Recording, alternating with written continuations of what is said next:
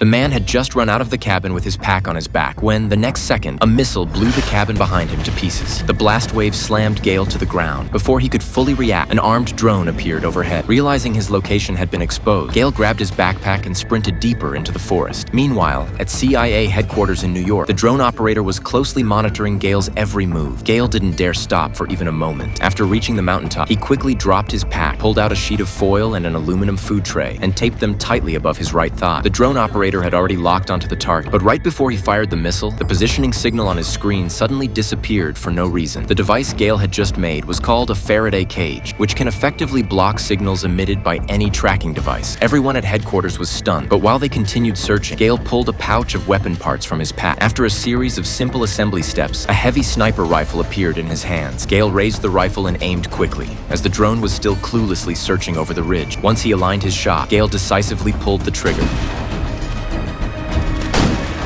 Can I get your last confirmed? What the hell was that?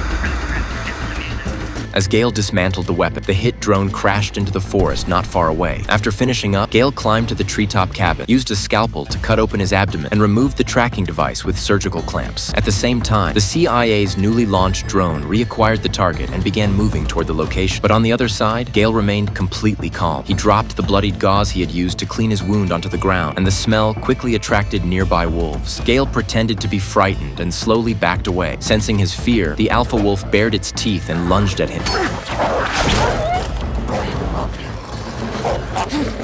After killing the alpha, Gale pulled a handgun from his side and fired several shots to drive off the other wolves approaching him. Then he threw himself onto the alpha's body, pinning it down hard, wedged a stick into its jaws, and stuffed the tracking device into its mouth. Once the wolf swallowed it completely, he let it go. Meanwhile, the drone high above had already reached their position and began a 30-second missile countdown.